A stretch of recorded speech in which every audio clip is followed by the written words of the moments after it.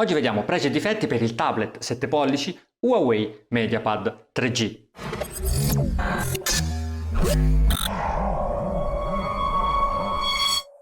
Abbiamo a che fare con un 7 pollici che pesa 390 grammi ed è spesso 10,5 mm. Ha un telaio completamente in alluminio, fatta eccezione per questi due inserti in plastica qua sul retro, di cui uno nasconde il lettore di schede SD ed il lettore per le schede SIM.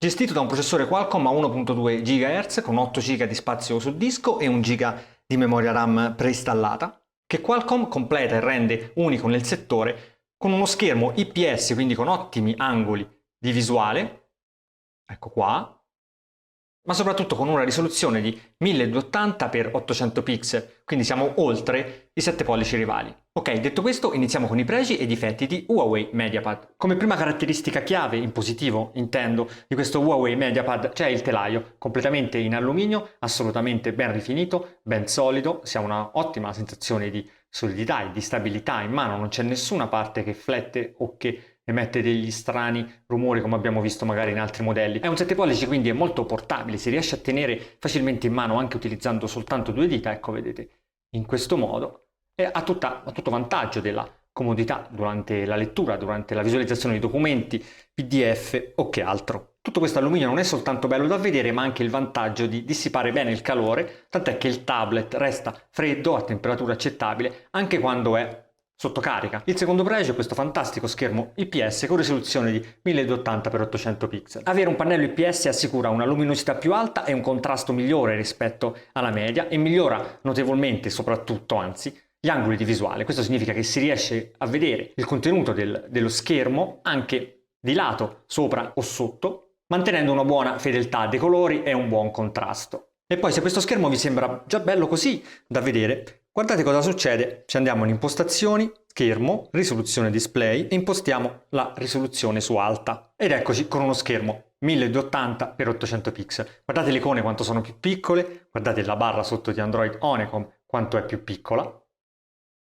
Altro punto chiave di MediaPad è questa porta micro USB. La parte interessante è questa, supporta le funzioni USB host, il che significa che con un piccolo adattatore micro USB potete collegare oltre al mouse e alla tastiera, come al solito per i dispositivi Honeycomb, anche hard disk esterni, pennette USB e quant'altro vi passi per la mente. L'importante è utilizzare un cavettino micro USB, USB o TG, se ne trovano veramente a pochissimi euro in tutti i negozi online. E ancora, sapete che potete utilizzarlo come telefono cellulare, quindi fare delle vere e proprie chiamate voce? Questo modello, infatti, la versione 3G italiana, permette anche di telefonare, però bisogna installare un pacchetto non ufficiale al momento per abilitare il software necessario per telefonare. Una volta inserita la SIM all'interno dell'apposito vano e installato il pacchetto, appunto, non ancora ufficiale, ecco che nella scheda applicazioni compare la voce telefono. Il tablet ha un microfono integrato e altoparlanti stereo qua nella parte bassa integrati, quindi facciamo subito un test di telefonata. Benvenuto nel servizio clienti 187 di Telecom Italia. Per ogni sua esigenza può visitare anche il sito telecomitalia.it. Questo è il microfono integrato, quindi lo troviamo nella parte esattamente opposta agli altoparlanti integrati. La qualità è buona e il volume è sostenuto, ma ovviamente se vi procurate un paio di auricolari esterni da collegare qua nella parte bassa del tablet, oppure sfruttando il Bluetooth integrato, potete raggiungere un livello qualitativo superiore. Le prestazioni del processore Qualcomm a 1.2 GHz non sono molto entusiasmanti, ho visto dei tablet un pochetto più reattivi, ma non sono neanche un difetto, quindi le ho inserite tra i pregi. Vi consiglio di approfondire guardando un video che ho dedicato alle prestazioni, con un test con i giochi, con i video anche su YouTube e un collegamento ad una TV HDMI. Questo è un veloce test con Shadow of Gun. Questo è Asphalt 6.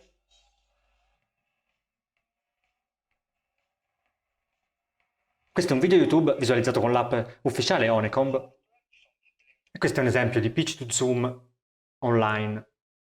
Devo però dire che ho assistito ad alcuni crash improvvisi delle applicazioni, sono eventi rari però mi sono capitati, e che le applicazioni, soprattutto quando si è in multitasking, quindi quando si hanno aperti più programmi contemporaneamente, hanno dei leggeri rallentamenti. Queste lievi incertezze sono comunque da imputarsi al sistema operativo, non certo al tablet, perché l'abbiamo visto un po' su tutti i modelli di quest'anno, con la speranza che il prossimo Android 4 Ice Cream Sandwich, previsto anche su questo Huawei MediaPad a gennaio, possa darci un'interfaccia grafica più fluida e un sistema più reattivo. Il primo vero aspetto che inserisco tra i difetti è la posizione degli altoparlanti integrati. I problemi vengono fuori quando si usa il tablet in modalità verticale, perché la mano sinistra o destra, a seconda di come è orientato il tablet, va necessariamente a chiudere uno di questi due altoparlanti. Sentite? Ovviamente si può fare attenzione ed evitare di andare a coprire con il palmo uno dei due altoparlanti, ma ci sono alcuni contesti, come ad esempio i giochi, dove si utilizza necessariamente questa modalità, che ci impediscono proprio di mettere la mano in una posizione diversa da questa e quindi ci obbligano quasi a coprire uno dei due altoparlanti.